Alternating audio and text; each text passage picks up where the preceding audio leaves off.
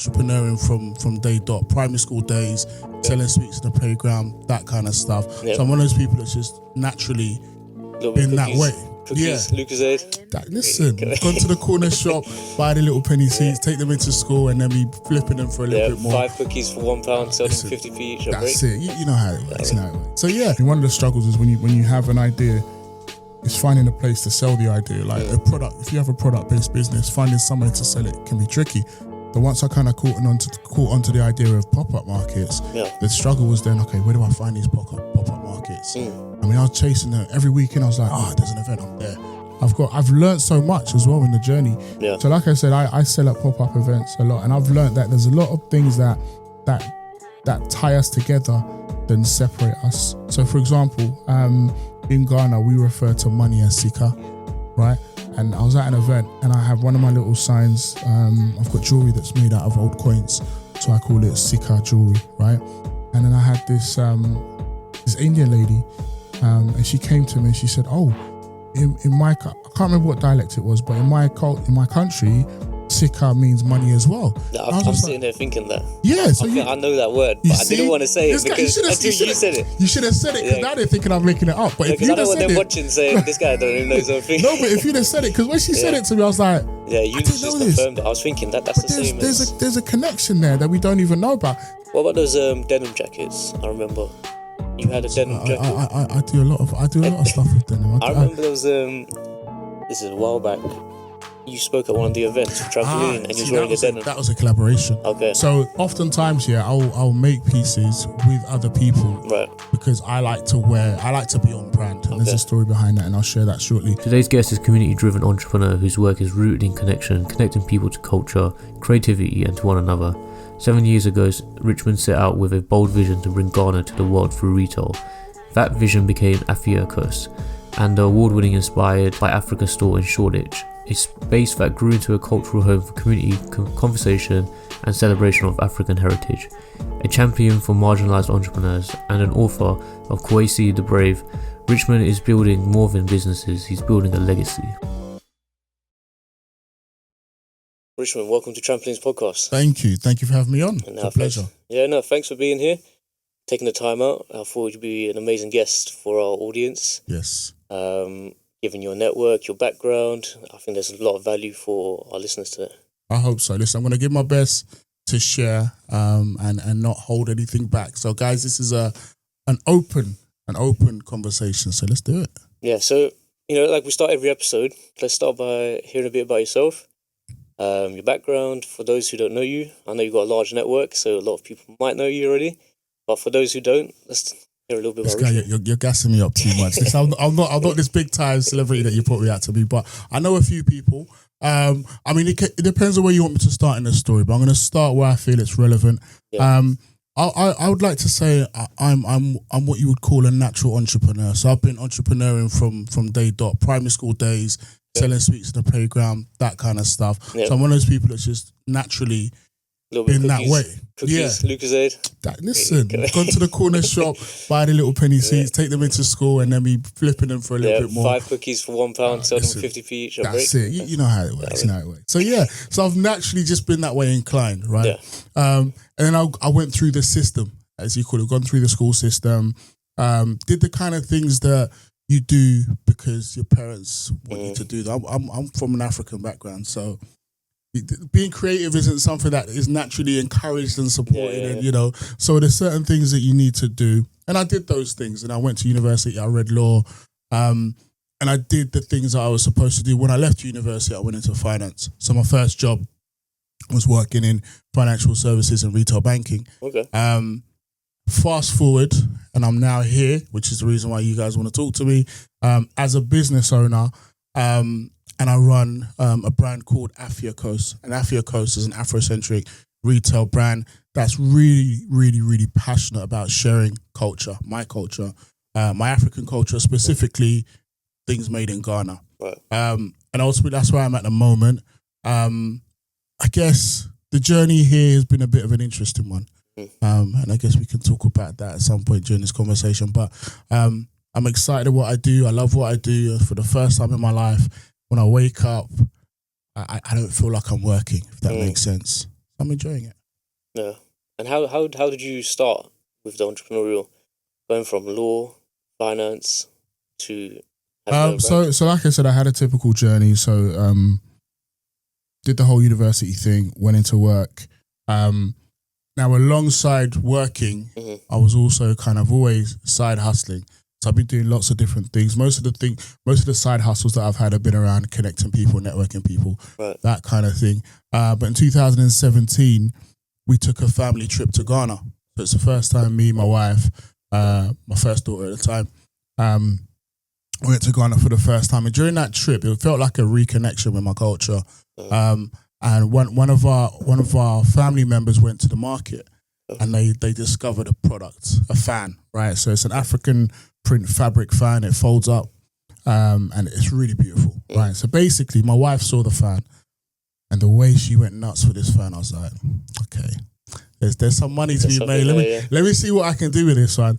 So I left Ghana with 50 fans, right? Came back to the UK, and as most business people did nothing with it for a little while.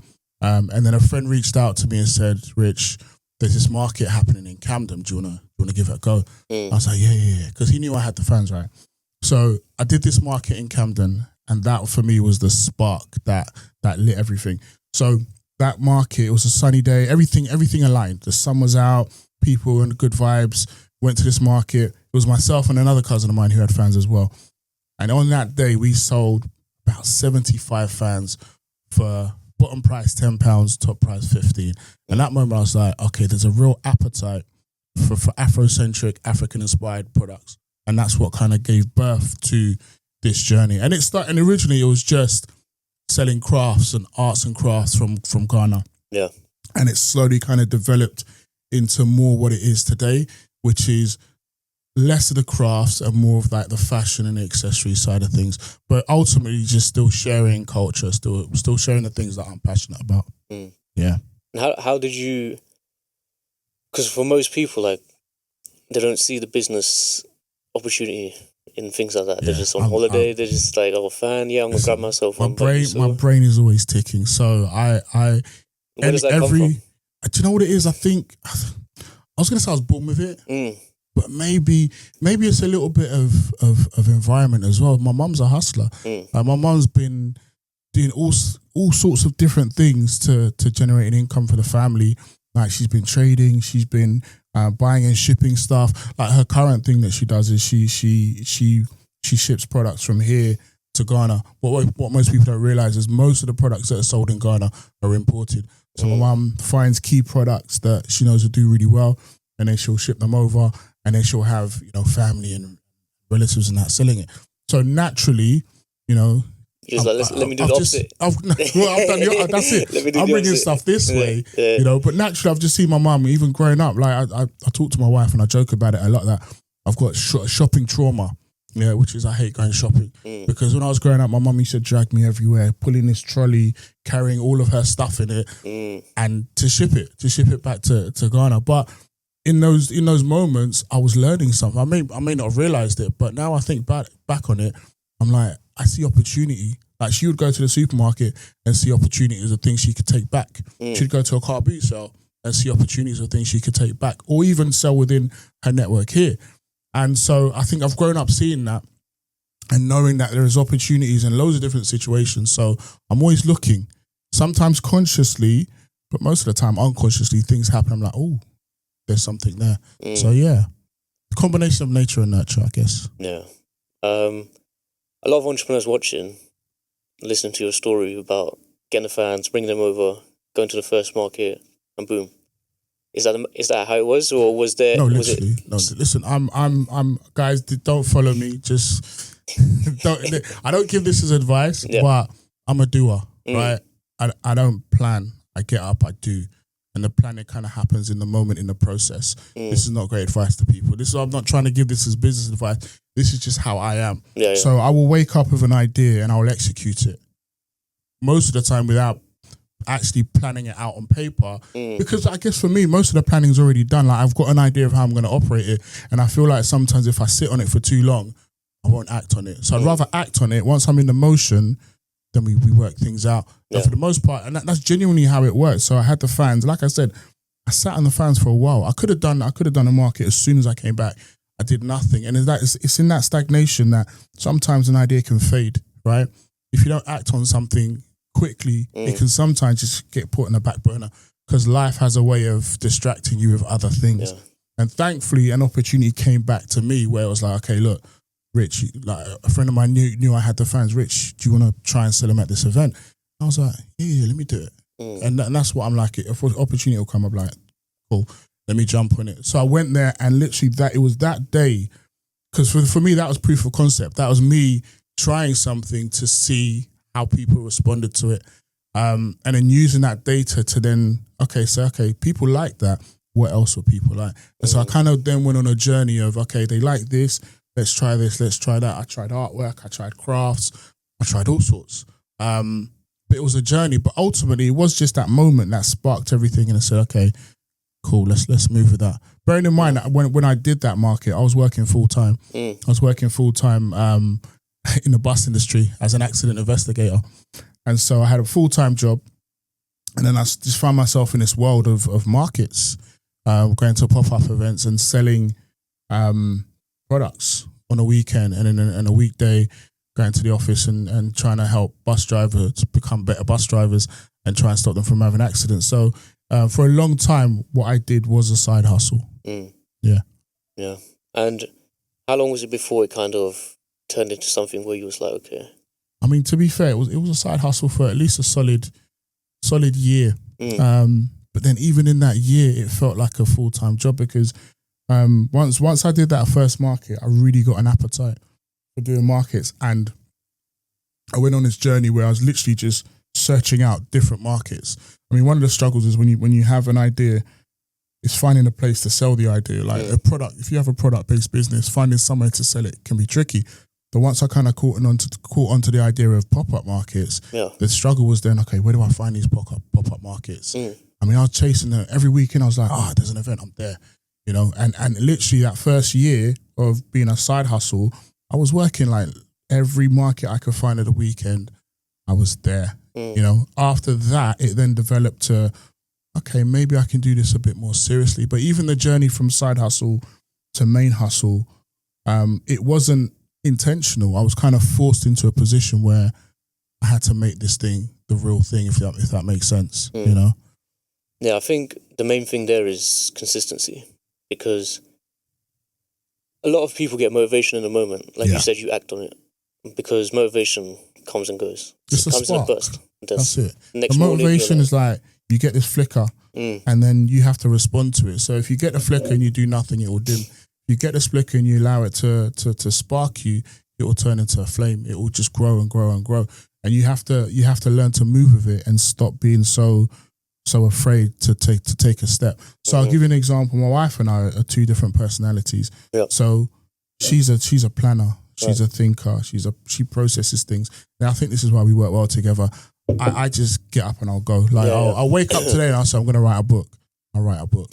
I've done that like twice now. So I'll write a book and I'll just write a book and I was like, okay, fine, I'm going to publish it. I'll publish it and I'll just promote it and I'll just do it. She'll be very much like, okay, you've written the book, but okay, this is what you got to do. This is what, and I'm like, I lean on that because if you leave me, I'll just keep running and running and running and running. So you've got to have, if you're like me, you've got to have people around you who will kind of stabilize you, remind you, guide you. Yeah, you know, exactly. So I'm kind of similar in the sense that if I get an idea, I'll plan it out.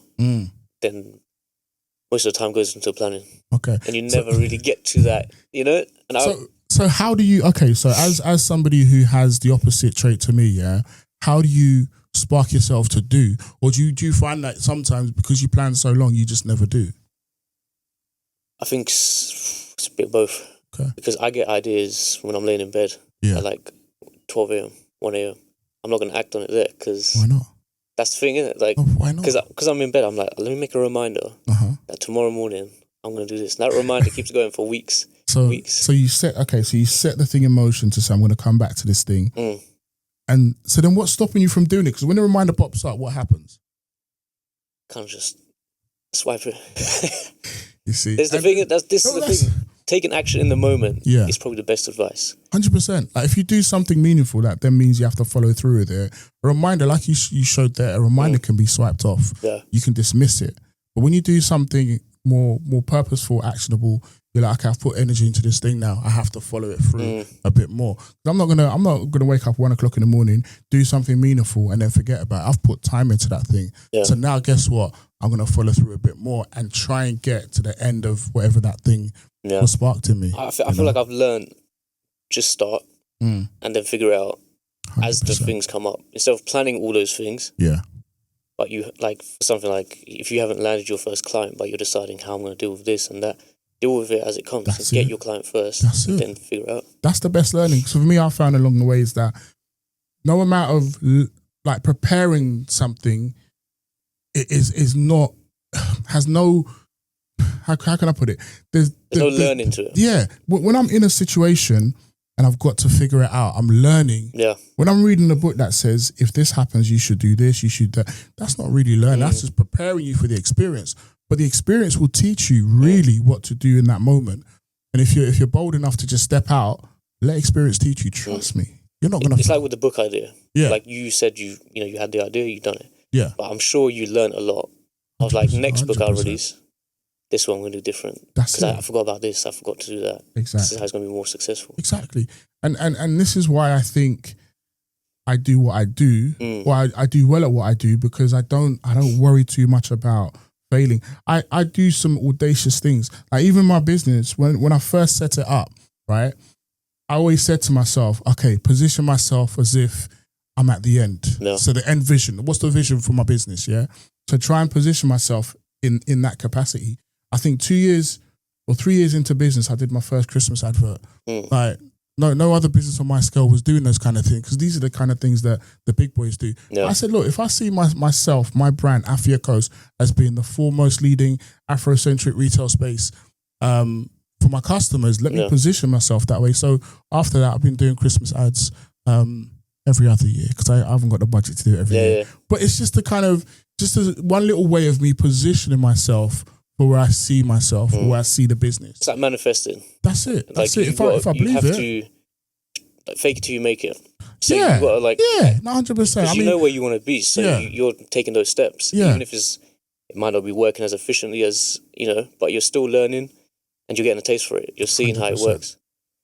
But coming back to the pop-up markets, so I feel like there's probably a lot of entrepreneurs out there with business ideas. They might be thinking, in order for me to be successful, and I've got this idea, but I want an office. I want to have a shop, but not understanding the benefits of pop-up markets. Listen, pop-ups. I love pop-ups. Yeah, they call me the pop-up king sometimes.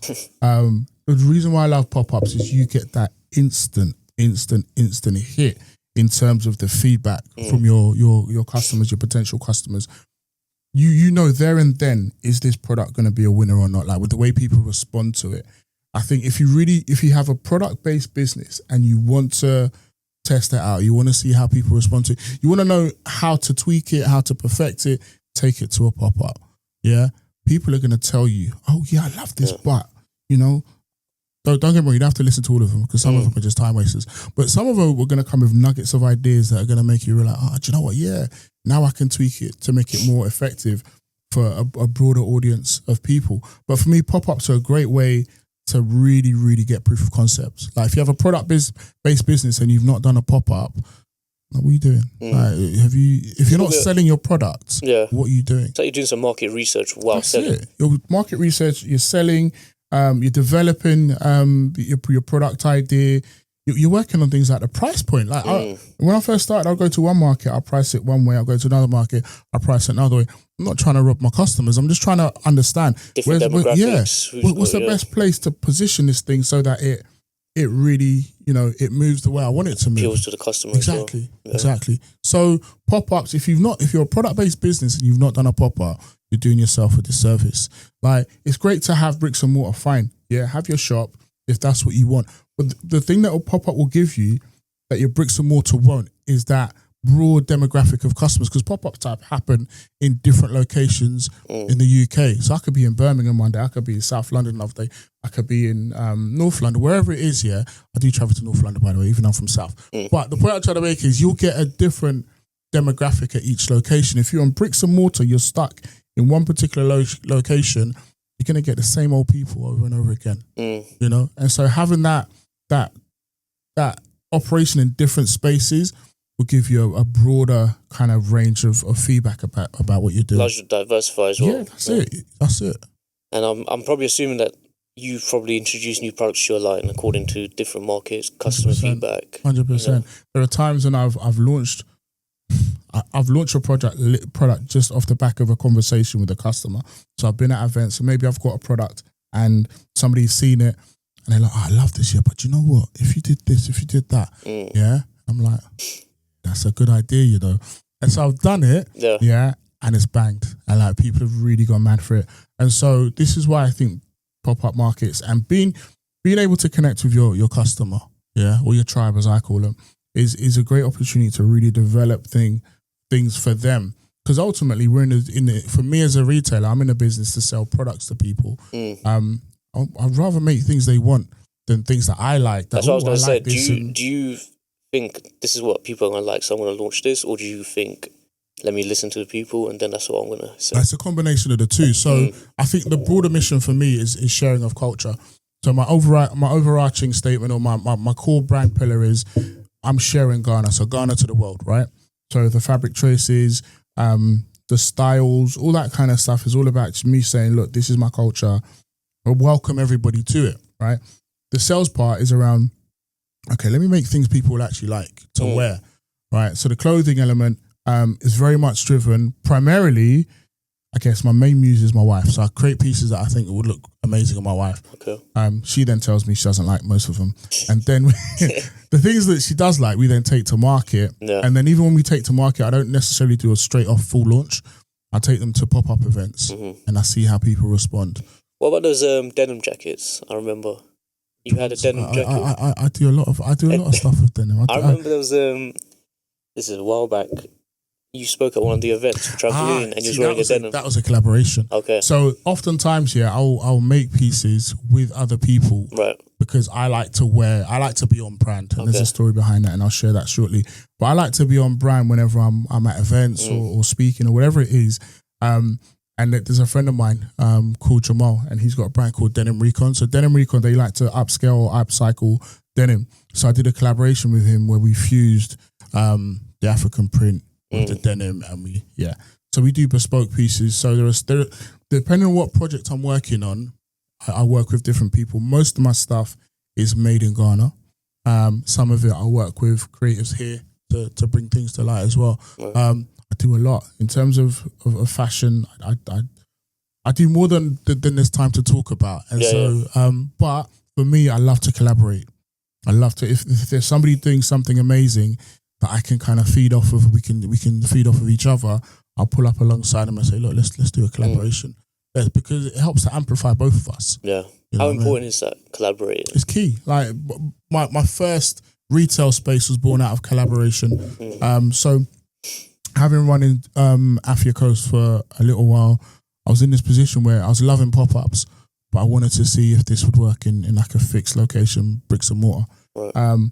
And so I wanted to have a shop. So I reached out to Box Park in Shoreditch because I thought to myself, if I'm going to have a shop, I really want to be in a location where I know there's going to be traffic and it's going to be a broad mix of people, not the same kind of people every week or every day or whatever. So I reached out to them and said, look, can I do a pop-up? Because they allow you to come and do like a little short 1 week, 1 day, whatever it is. Right. So I started off doing a 1 week pop-up. And one thing that I had realised, having been on the pop-up circuit for a while, is that there are other people out there like me. There are other people who are looking for opportunities to be able to sell, showcase their products. And so for me, it was quite easy to think, okay, if I want to open this shop, why don't I do it with other people rather than just trying to do the whole thing by myself? Yourself, yeah. So I reached out, literally, the reality is I reached out to, I think it was about 15 people, and I said, listen, I'm about to do this thing. Like, are you interested? 12 people got back to me and said yes. The other 3 said, look, it clashes with what they're doing. Right. I said, cool, no problem.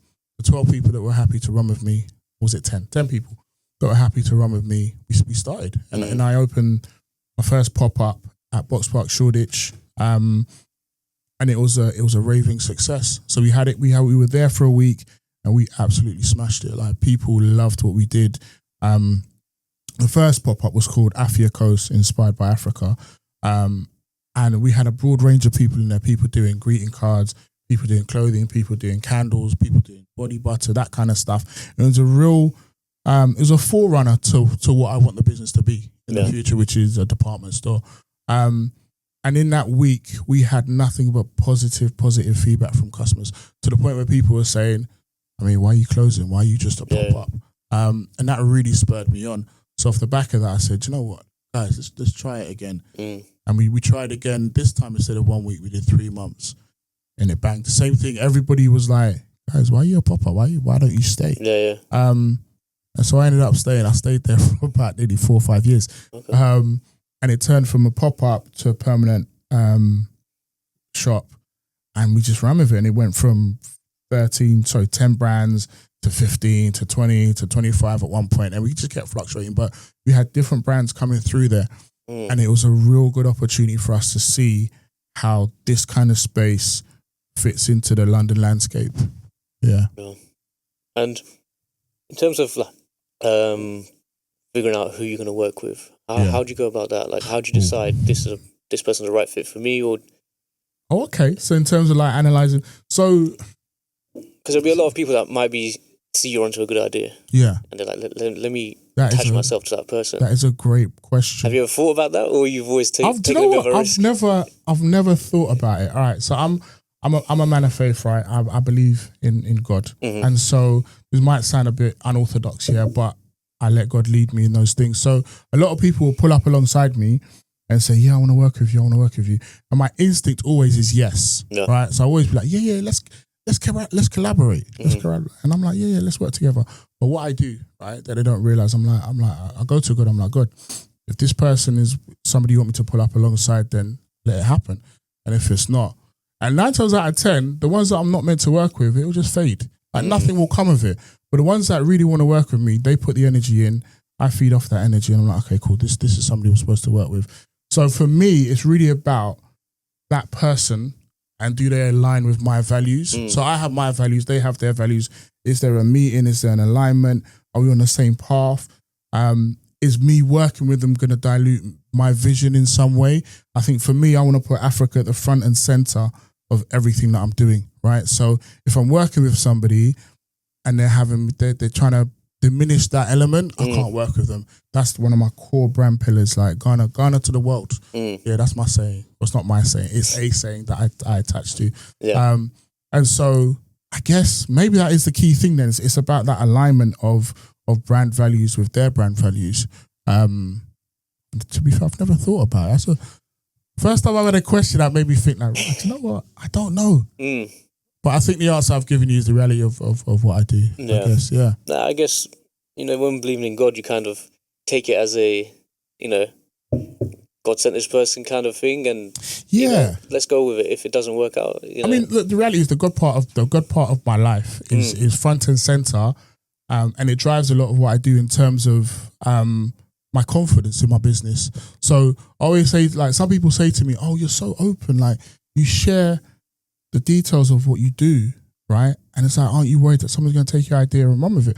I'm like, no, listen, I could give you the blueprint to my business. Like, I could write down everything, but you're not me. Work ethic, do you understand? Motivation. I could give you the whole master plan, but you're not me.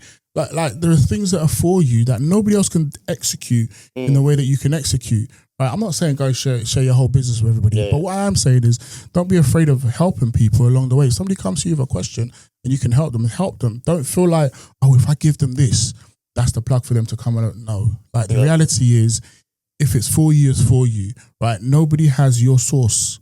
Yeah, I give you the recipe, but nobody has your secret sauce, right? So I'm the secret sauce in my recipe. I can give it to you, but guess what, Jay? You can't.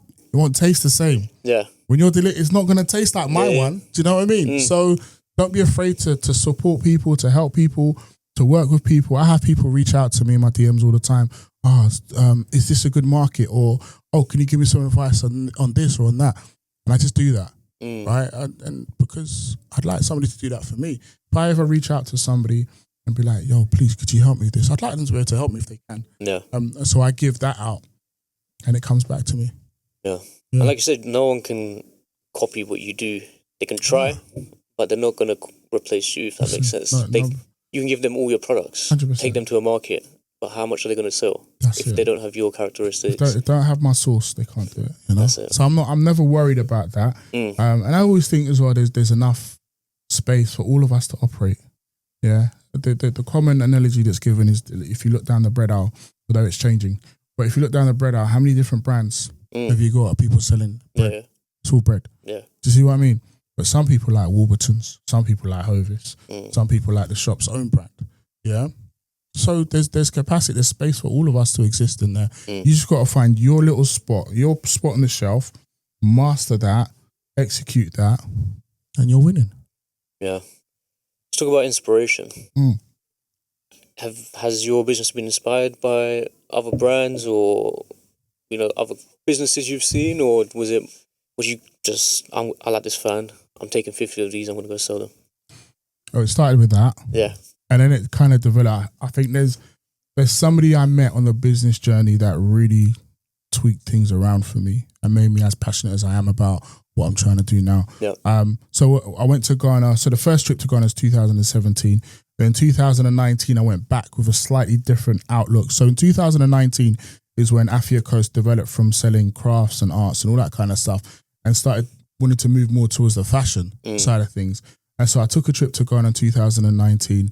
And before I went out to Ghana, I went on social media and I just I went into a lot of people's DMs, a lot of people in Ghana who were doing things in fashion, retail, that kind of stuff. I was like, yo, I'm coming over to Ghana. I want to meet up with some people and just see what's happening in Ghana so I can see how I can bring that over to the UK. So I connected with a guy called Mr. Wear Ghana, right? Mr. Wear Ghana really promotes Ghanaian fashion. Young students that are going through fashion school, gives them an outlook or an outlet, to be able to showcase their work. But also he's really passionate about promoting people wearing made in Ghana. Right. So I had a meeting with this guy and it was a great meeting. He gave me some real good insights. And whenever he meets with people, he takes a picture and he shares it on his social media. I was like, cool, I'm going to get some social media kind of shine. Yeah. He's got a really big following. So after the meeting, I was like, okay, cool, we're going to take the picture. Yeah. And he's like, no, I'm not taking a picture of you. And I was like, what are you talking about? He goes, I said, what, I got shape, everything looking good. What's going on?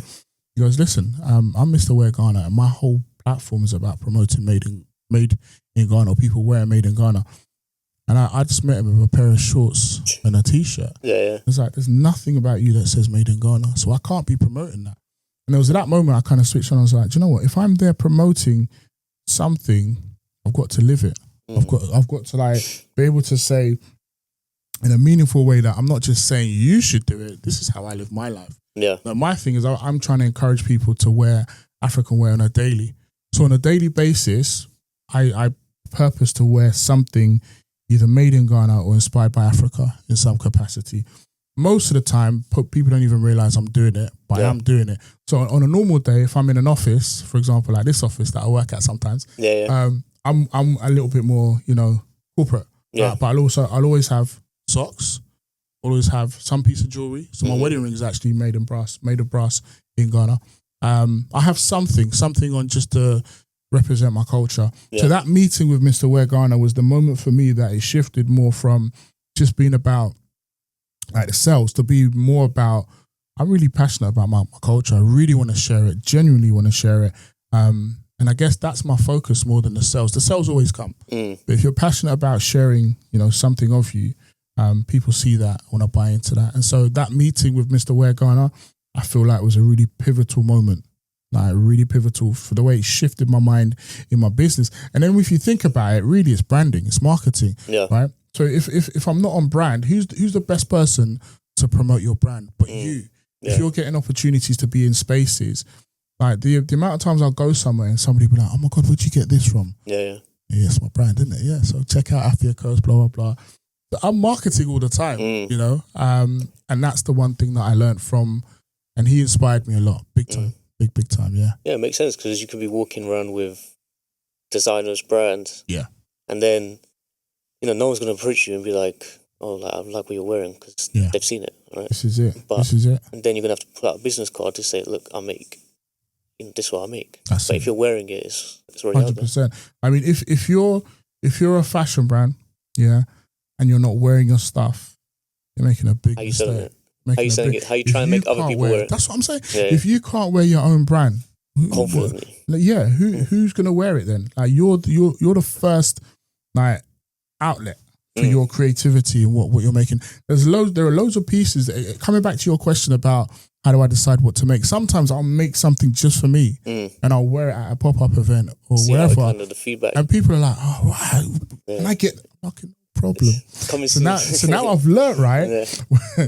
Especially when I'm going to a really big event, like I do festivals. When I go to festivals, I know that most of the time, whatever I'm wearing, that's what people want to buy. So I don't just make for me anymore. When I'm going to certain spaces, I'll make for me. I make sure I have a full rack of other sizes for people to wear as well. So it's that experience for me was a game changer. And your audience, is it primarily younger or have you got a mix? I've got a broad demographic of people that follow me. I guess if I was to kind of draw out who my core customer is, she's a woman, definitely a woman. Probably, I don't know, anywhere from 30 to 50, kind of a broad range. But it's people from all walks of life, right? Not just people that look like me. A lot of people assume that my products are what's the word I'm looking for? Appeal only to black women. Yeah. That's not the truth. The reality is women in general like a bit of colour, they like style, they like to embrace fashion. And I'm all for that. And that's what really I'm pushing is just this openness of sharing my culture. I want everybody to get involved. But I've got a broad range. I've learned so much as well in the journey. Yeah. So like I said, I sell at pop-up events a lot, and I've learned that there's a lot of things that tie us together than separate us. So for example, in Ghana, we refer to money as sika, right? And I was at an event and I have one of my little signs. I've got jewelry that's made out of old coins. So I call it sika jewelry, right?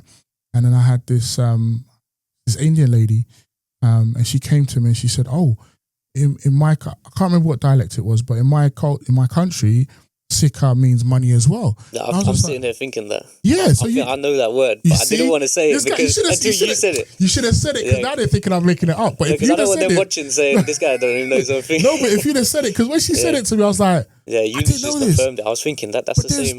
There's a connection there that we don't even know about. There's a game that I sell called Owari, and it's this game where you've got like little pots, little holes on a board, and you move the seeds around.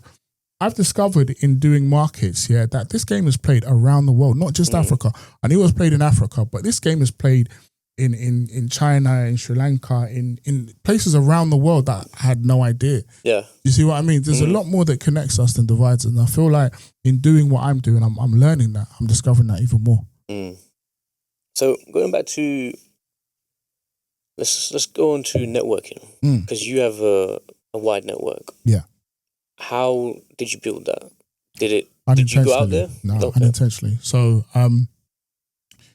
my wife says I'm a natural people person, and I'm gonna agree with her now, because after years of denying it and saying, "Nah, I don't like people really," I'm like, okay, do it. I clearly I like people. Evidence. Yeah, I talk to. I mean, I'll go into a room and I'll gravitate towards people. I like one-on-ones. I don't like group massive. I don't like doing presentations or that kind of stuff. But I like being in a room and just talking to somebody. And genuinely, when I meet somebody, I'm not looking for anything. Yeah. So I think that's why I network well, because I don't look for anything from that person. Yeah, usually it's an exchange. People come in with intentions. Yeah. I have no intention. I could talk to anybody in a room. I don't go in a room and single out somebody that I need to speak to this person. Nah, I move away from that. I'll go in a room and I'll just see someone and I'll be like, oh, let me talk to that person. And we'll have a conversation. And 9 times out of 10, you'll have a conversation with somebody and then you'll find that there's some shared ideals, some values, you might be going on a similar path. Yeah. And you find that you can collaborate together.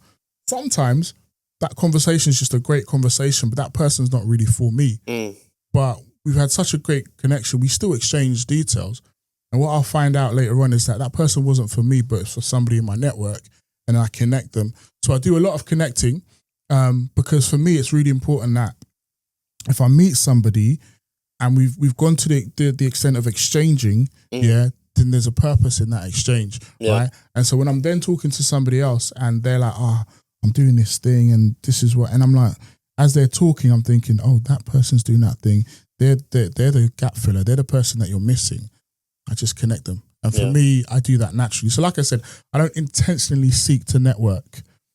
I just meet people, I talk to people, I connect with people. And then later on down the line, if there's something that I can do for them, I'll do it for them. If there's something they can do for me, they'll do it for me. And I think networking in that way, it takes the pressure off. Like, why am I going into a room saying, I must meet this person that does this for me? And that's not natural. Like, human connection is just about getting to know people. And if there's an exchangeable value, great. And if there isn't, that's okay too. Yeah. So my style of networking is basically just I meet people, I talk to people, we find some common ground, and that's it. There's no expectation. I don't expect nothing from anybody. Do you position yourself in like situations where you know it's more likely to have some kind of... I'm not a natural networker. I honestly speaking, and again, this is the advice I'm giving you. Don't follow me. Do the opposite. Yeah. I avoid events that are positioned as networking events. Yeah. Because I feel like sometimes there's a pressure there, right? I would rather go into just random social settings. So for me, the networking events that I like are events that are just social events. Yeah. So everybody's there just to have a good time. Yeah, because there's no pressure. But naturally, when you're in a setting to have a good time, what happens is that you talk about yourselves. Yeah. You know, when you meet people, it's natural, right, to have people open up about what they do, yeah, what they like, what they don't like. I mean, like I said to you before, I don't think I'm a natural people person. And because I'm not a natural people person, I had to design a way for me to get on with people, to have conversations with people, right? So the one thing that I learned very early on is people like to talk about themselves, right? I'm talking now, you give me the free rein to talk, I'm going to keep talking. But if you meet somebody for the first time, open them up, right? Just have a conversation about them. When you meet me for the first time, I don't need to share anything with you, yeah? But just by the fact that I've given you space to open up about yourself, you're then intrigued, like, oh, okay, this guy really gave me time. I want to know more about him now. You see what I mean? And I think if the person opens up as well, it tells you a lot about their character. Yeah, I mean, I'm going to let you into a little secret, yeah. I have the type of personality that people just tell me everything. When I had the shop, right, it turned into a counselling space because people would come in and the stuff that people told me, I'm like, wow, I didn't know people open up. Yeah. I know some stuff. Guys, don't worry if you're watching, yeah. I'm not gonna share no secrets. No. But naturally, I think the way that my personality is that the way that I've been created is that I feel like I give people space to open up. And I think that lends itself well to networking. That's why I don't feel like I've had to work at networking. I just build a network of people because I connect with people genuinely. It's not about, like, honestly, I meet you, I don't really care what you do. I'm not seeking anything from you. I'm just like, oh, you're a nice person, let's chat. And if it turns into something great, and if it doesn't, that's okay. I didn't seek you for anything. And I think if people move into networking spaces like that, where I'm like, I'm not seeking to get anything from you, but I just want to connect. And if you connect with people will naturally want to work with you anyway. Do you see what I mean? Yeah, yeah. If I'm just here and we're just vibing, we're getting along, and then I'm working on something, and you can pull up alongside me, you're going to do that if we've connected. Yeah, and it feels less transactional. Well. Yeah, because less if transactional. you go to a networking event, it's like you're trying to figure out how this guy can help me. Yeah, and then if you don't get that, that's it. Cool. Let's wrap it up. Next person. Yeah, like I said, my style of doing business is not orthodox. So some of the stuff I'm saying, you're going to listen to and be like, oh, but this business guru said do this and do that. I'm like, it's counterintuitive to what I'm saying, but that's okay. This is what works for me. I'm not a business guru. I'm not telling anybody to follow what I do. I'm just saying this is what works for me. This is what I'm content and happy to do. And for me, I'd rather connect with somebody on a deeper level than a transactional level. Yeah. Yeah. Because if you can't do anything for me transactionally, that's okay. We've connected. You see what I mean? Yeah, that's what life is about. You get to know people. People share with you. You build relationship. Life is about relationship, and that relationship doesn't always have to pay financially. Yeah. Yeah. Yeah, no, it makes sense. And would you say if without those relationships and being genuine, opening up, you'd be where you are today in your business journey? I wouldn't. I feel like those relationships have really helped me to accelerate what I've been doing. Like I said, the partnerships that I've had to do, Inspired by Africa, for example, that's one example where building relationships with people on the pop-up circuit meant that I could pick up the phone and say, I'm doing this. And 10 out of 15 people said, yeah, Rich, I trust you enough to put my money there, to put my time there, to pull up alongside you for us to do this thing. You see what I mean? I run another organisation called the Pop-Up Project, where I work with two of my brothers. They're not my actual brothers from another mother. Yeah. And we work together to create spaces for people to be able to sell their products. Having been in the pop-up game for a long time, we're now really trying to carve out space for vendors to really come in and have real selling opportunities. Again, that's through network. And I met these guys at the start of my journey. I actually met them at the very first pop-up that I did. They bullied me into coming on the mic to talk about my products to the room, right? And off the back of that, I kept seeing them. And it wasn't a straight away, we became best friends straight away. But over a period of time, you get to know people, you build meaningful relationships where you can now trust each other to work alongside each other. Do you see what I mean? Our visions align. And that came through relationship. It didn't come through, I didn't meet them thinking, oh, I'm going to be doing this with them years down the line. But it worked out because you get to know people. And that's what I'm saying. If you're going to network, just network with the intention of just getting to know people and just see what happens. Yeah. So, about the books. Yeah. where does that come from in this? From, what is it, Ghanaian products? I mean, the most recent book is probably more in line with my culture. Yeah. So, people say to me, okay, if you've written a book, you're an author. And I push back on that because I don't think I'm a natural author. Again, it's just this thing in me that says, if you have an idea, do it. Yeah. And that's literally all it was. So the first book is called Dylan's Dilemma. And it's a story that I wrote because I wanted to share something with my daughters, right? Because I know my daughters love reading. And I wanted to put something in something that they would really appreciate, which was a book. So I wrote this book for them. And then I have a friend who's an illustrator called Leanne. Leanne illustrated it for me. And then she done such an amazing job. The story was banging as well, obviously. And then my wife was like, you've paid all this money. Why don't you just publish it? Yeah. So I published it. That's all it was. So I'm not an intentional author. I'm just somebody who had an idea. I did it, executed it. I think for me, writing stories is kind of like, and again, I've never been pregnant before, but I feel like it's kind of like being pregnant, right? How I'd imagine pregnancy to be, right? This thing is just growing inside of you, yeah? And you get to the point, yeah, where you're just like, I need to give birth to this thing, right? And that's what writing stories is like for me. It's like a pregnancy. An idea comes into my brain, and it's building. And then eventually I'm like, nah, this thing has to come out. And so I write the book. And that's literally how it is for me. I've never sat down and thought, I'm going to plan this thing out. It's always just been, I need to give birth to this thing. I need to get it out there. And I just get it out there. And comment section's going crazy. He has no idea what pregnancy is. I've seen how pregnancy looks. I've never experienced it myself. But you get the point I'm trying to make. The analogy is basically about this thing that just has to come out. Yeah, it's done. It's done. It's been building. It's been growing. And then that's it. Yeah. And how many ideas do you have? Business ideas at any one time that haven't been given birth to. There's a lot to give birth to. I'm telling you that now. So the amount of ideas in my head, it's a lot. How do you filter out? Because I feel like the book's personal. Yeah, the books are personal. And the Afi Akos, that's personal. Yeah, so a lot of my stuff is personal. That's what I said. I think most of what I do is driven by legacy. I think some of these things that I'm doing, I'm not really going to see the fruits of in my lifetime, and that's okay with me. But it's more about setting a standard, setting something up for my children to build on, right? So I could leave, this world having not seen the full potential of what I'm doing, but I've built a platform for my kids to stand on, to grow on, to kind of reach the heights that they need to reach. I think I joke with my friends. I'm in my 40s now, and I always say to my friends, we're at the business end of life now. So this is the point at which what you do here can really impact.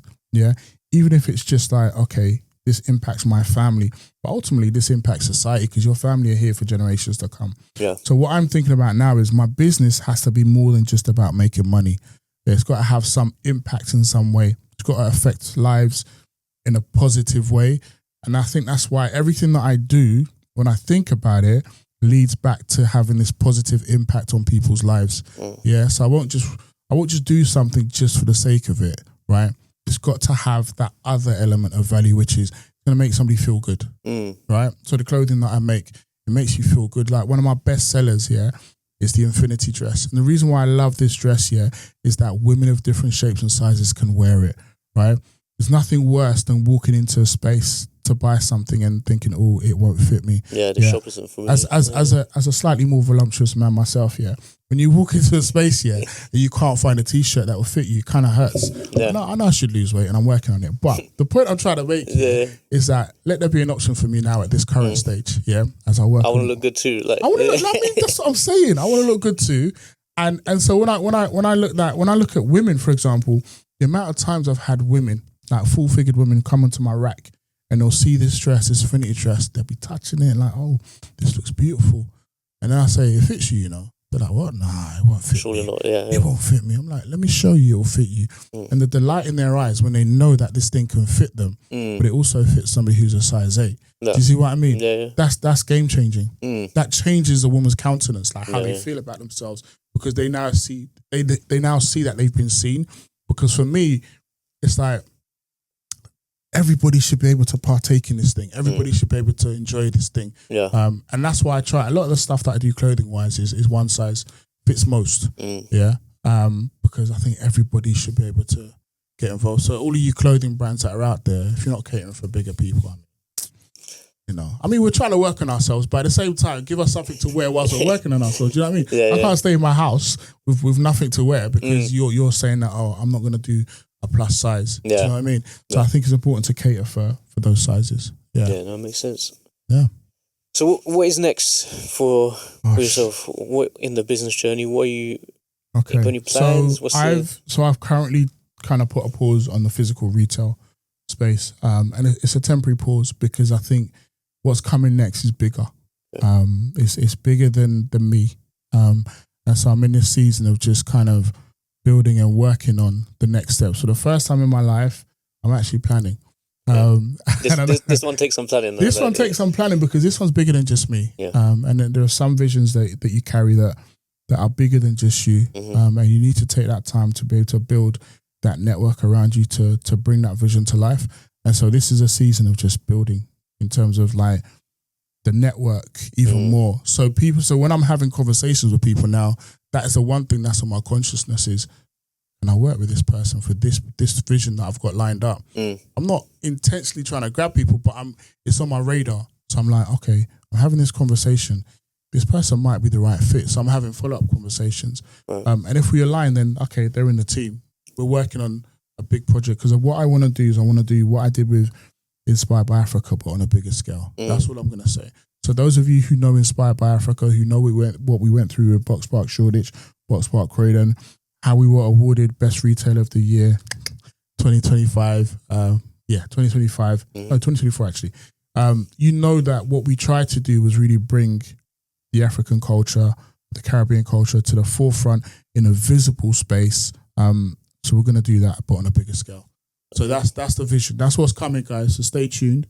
Really, really working hard on that. And that's you've expanded outside of Ghana before. Yeah. So with the Inspired by Africa piece, it wasn't just Ghana. So my brand is Afi Akos, and I'm passionate about Ghana. But within that space, Inspired by Africa, I had brands who were inspired by African culture generally. So you didn't have to be African, but your products had to be inspired by the culture in some way. So I had people in there from the Caribbean diaspora. I had people in there from other parts of Africa. I had people who were not from Africa, but their products were inspired by the continent. And so the space became a breeding ground, like a creative breeding ground for Afrocentric culture. And really that's what we want to do with the next phase, but on a bigger scale. I want people to be able to turn up to the next space, and just really stay and connect and do lots of different things in that one space. That's what I'm going to say for now. Yeah. That's what I would say for that. For those interested, how can they make sure they know when everything's happening? I mean, to stay connected with me, I guess Instagram is where I'm probably most active. So if you follow my brand, Afi Akos, AFIAKOS, on Instagram, Inspired by Africa, we're on Instagram as well. And then myself, Richmond Osei-Akoto on Instagram. I'm sure you'll spell it for them because they won't catch it from how. At the bottom, yeah. That's it. Yeah. So, just stay connected, see what's going on. There are things that I do. Oh, hang on. I nearly forgot. For vendors out there, for businesses out there, follow the pop-up project. Big things are going to come your way. We're really, really being intentional about what we put out there for vendors, because as a vendor myself, I understand what the needs are. So follow the pop-up project for that. Yeah. Just to finish up, I just wanted to go into, for those entrepreneurs out there, a little bit hesitant at the moment. Yeah.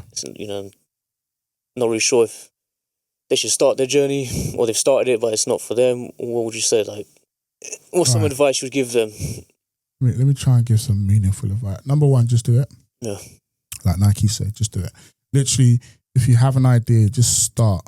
Because no amount of planning, thinking, waiting is going to get you to a better position. But you'll find that once you start doing, the learning that you're gaining is going to accelerate you far more than if you'd sat there and thought about X, Y, and Z. So first step, just do. Second step, collaborate. Collaboration is key, right? As you're doing whatever you're doing, you'll find that if you can collaborate with somebody, it will amplify what you're doing. There are people out there who are doing similar things to you that you can collaborate with. Don't be afraid of collaboration. Yeah.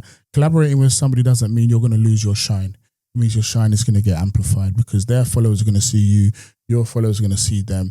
You're opening each other up to different networks, right? It's important to work with people. Yeah. And then I guess the final thing is, just try and enjoy it. Yeah. You can't, some businesses are about making money. Don't get me wrong. My business is about making money, but at the same time, I enjoy what I do. Because guess what? If you enjoy what you do, when things are tough, you're going to keep doing it. Right? Being a business is not easy. Running a business, it's not without its kind of pressures. And if you're not really enjoying what you're doing, especially as a creative person, you're going to be like, what am I doing this for? It's going to feel like a chore or a task. Yeah. There's been seasons when I've been running this business. I'm losing money. I'm still smiling. Yeah. People that know me would not even know that I've lost a lot of money, but I'm still smiling because I see the vision, number one. Number two, I enjoy what I do. Yeah. So have a sense of enjoyment. So I guess in summary, it's number one, just do it. Number two, collaborate and partnership. And number three, make sure whatever you're doing, you enjoy doing in some capacity. Yeah. Or would you say you have to drop everything if you want to become an entrepreneur? Not necessarily. There's nothing that says you have to stop working or, I'm an entrepreneur and I have a wife. I have 3 daughters. I now have a 9-to-5 side hustle, as I call it. But I can do all of those things and you don't necessarily have to stop your 9-to-5 to build your business. In fact, one of the things that people miss is that if you have a 9-to-5, guess what you've got? You've got an investor. And that investor is your salary. Yeah. Every month when that money's coming in, you can invest some of that money into your business. So don't knock it. Yeah.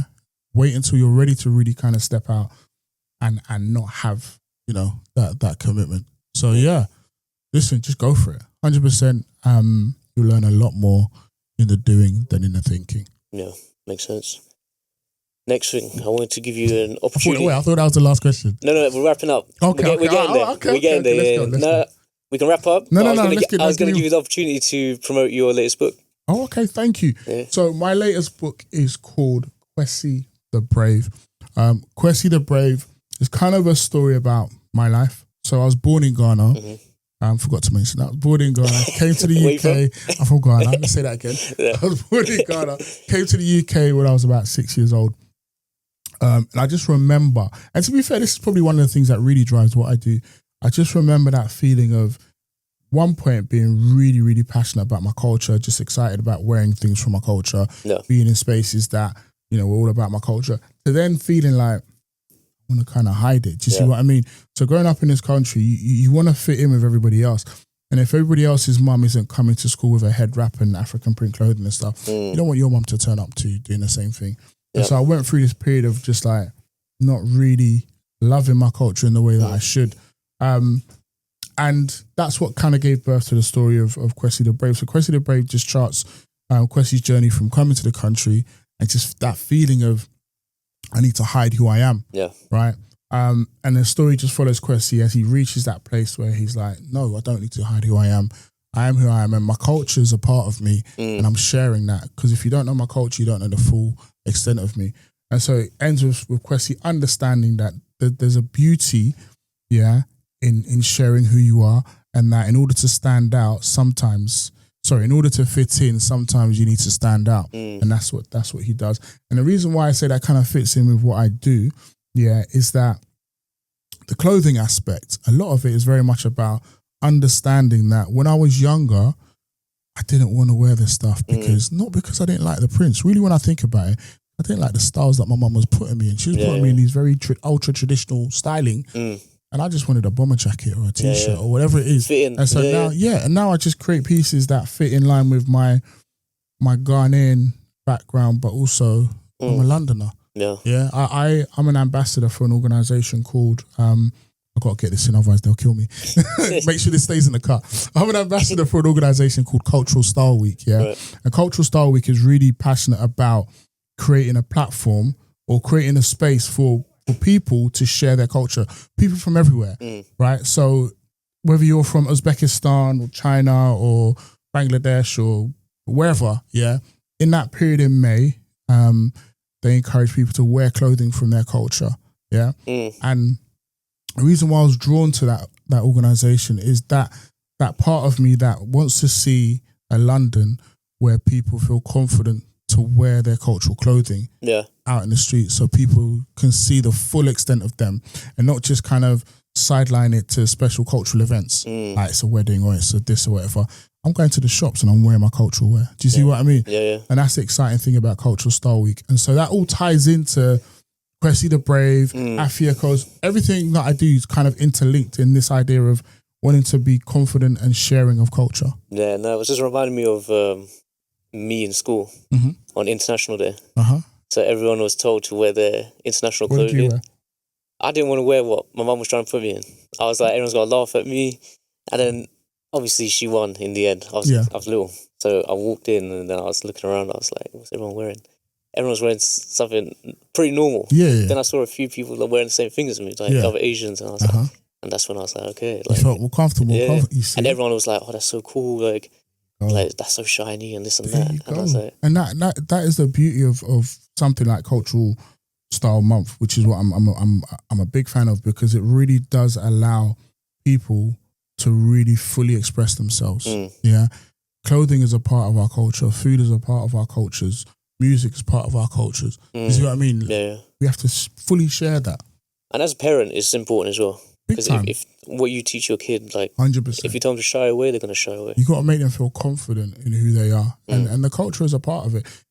I've grown up in this country. Pretty much most of my life, I've been in London. I call myself a Londoner.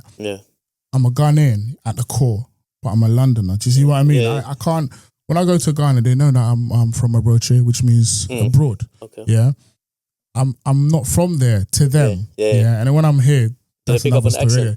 They don't understand me. Okay. Do you know what it is in Ghana? They're so used to everything being Americanized that if I had an American accent, they'd understand me better. But it's the British accent confuses them. Like, that's what they learn out there, isn't it? Like everything's American. Even in India, they learn Canadian, US. That's it. And they so those accents are easier for them to kind of understand. The British one, the in it boys, as they call us, is a little bit trickier for them. So I like to stress them out. To be fair, when I go to Ghana, I just slow it down. I really slow it down because I understand. You forget all of it. You're like, what? Yo, I love Ghana. I ain't gonna lie. Ghana to the world. But go on. So to wrap up, quick fire questions. Trying to remember them. You didn't tell me about this part. No, they're easy. You got this. All right, let's go. First one. Best piece of advice you've ever received? Oh, has to be the Mr. Wear Ghana thing then. Because him telling me about like being my brand, the best brand ambassador, wearing my products, and 100%. Next one. Favorite thing about running a business? Seeing people's response. So my tribe, as I call them, when I see how excited they get about a product that I've created, man, that's satisfying. I get that as a creative. When you create something and the feedback, that's the fun part. That's it. Again, you're giving birth to it and people are like, oh, your baby's cute. And then sometimes they critique it. I don't listen to people. Listen, people are ready to try and put you down. I'm just like, sometimes it's good feedback. Don't get me wrong. Sometimes it is constructive. But you don't want to hear it because you spent all those hours.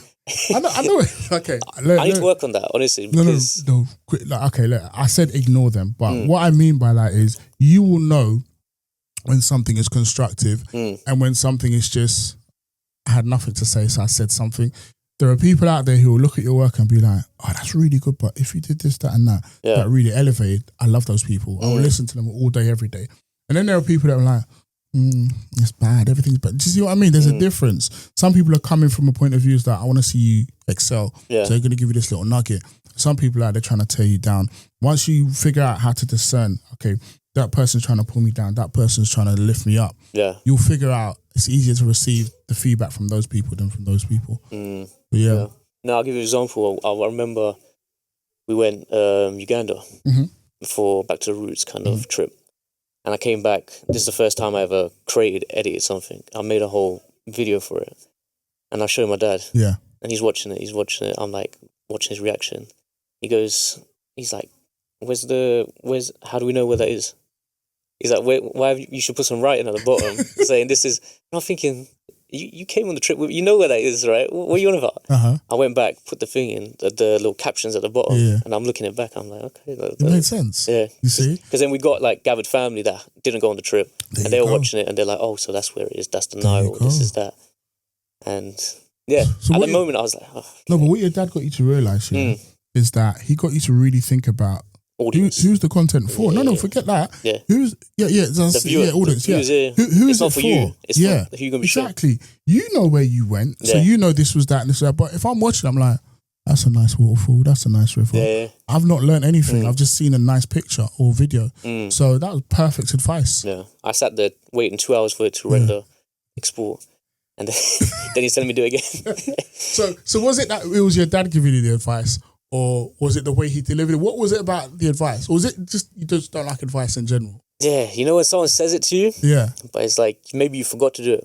If you'd done it yourself, you would have been like, But I mean, as a creative, I've received advice well now, for the most part. Because for me, most of the advice that I love is people giving me another viewpoint. Because they've seen your work through a different lens. And I think it's so important to allow people to see your work through a different... Like I said, I create products, I go to markets, and people are like, oh, I love this, but this, I never thought of that. Thank you. Yeah. You see what I mean? Just receive it like that. Just process it like, oh, okay, look at it. Does this advice add some value? Yeah. If it does, take it. Yeah. And if it doesn't, be like, okay, thank you anyway. Yeah. I think it's the emotional attachment as well with some things. Yeah. So like when you're a little bit emotionally attached, you're like... Yeah. Sometimes you got to step back and... It's the whole baby metaphor coming back. Yeah, it's like if you give birth to a baby and somebody says your baby's ugly, you're like, what are you talking about? And I've got 9 months to make another one. Man. So last one. Where do you see yourself and your business in 5 years? Great question. Honestly, I see myself really, really excelling at the next phase of business, which is taking what I've done on a small scale to a larger scale. So what I want to do is I want to make the brand, the business, global, international. I think the first phase is really fully establishing what I want to do in physical retail in the UK first. Yeah. I don't want it to just be a London-centric thing. I don't want it to be I have to come to London to see Afi Akos or to see Inspired by Africa. I want to be in London, Birmingham, Manchester, Liverpool. So we're looking to kind of expand things out. I want to have outlets across the UK first and foremost. Yeah. Also want to kind of start really, really developing the international arm of the business. So in the next 5 years, what I'd like to see, or what I'm pushing to see, is have Afi Akos across the UK, but also having some outlets internationally as well. I'm going big. I'm dreaming big. I'm pushing big and I'm going to do it. So, yeah, 5 years time, call me in. Episode 2. If I'm available, you know, I might be sitting with royalty and stuff like that. I don't know. But yeah, I'll always come back. Reply to the messages. No, I'll come back. I will come back. I'll give you my word. 5 years time, I'm going to come back here and say, guys, this is what we did. Yeah. Yeah, whether I've succeeded or not, I'm still going to come back and let you know what the journey was like. What are you giving birth to? That's it. Yeah. I might have given birth to triplets. You know? Anything's possible. New York Times bestseller? Possibly. I mean, my focus is very much on children's books. Although I've started to develop some more resources around like kind of vendor-led stuff. So I've got systems that I put in place for me as a trader at pop-up events, and I feel led a lot more to kind of share those little nuggets. So for vendors out there that are trading at events and stuff, you're probably going to see a lot more stuff from me around how to do certain things at events. Like I put out some content the other day, how to set up your stall at pop-ups. Yeah. I always get feedback from people like, oh my God, your stall's so amazing. It's so great. I'm like, to me, it's nothing because I know what I'm doing. I have a process. So I shared some of that process with people. I have a strategy around understanding if an event is beneficial financially or not. So when I go to events, right, what I'm trying to understand is that event financially beneficial for me? Yeah. So I have an Excel sheet that I use to work out the return on investment. Do you know what I mean? That's something that I'm going to be sharing later on because a lot of people go to an event and be like, oh, I paid £50 for this event and I made £70. I'm in profit. No, you're not in profit. No. You paid £50 for an event. You didn't factor in your costs and you think you made a profit, but actually you made a devastating loss. No. So getting people to really understand the numbers behind business transactions and sales and all that kind of stuff is another area. So yeah, probably see some stuff from me around that. I think it's a unique market as well. Yeah. Pop-ups. I don't think there's a lot of...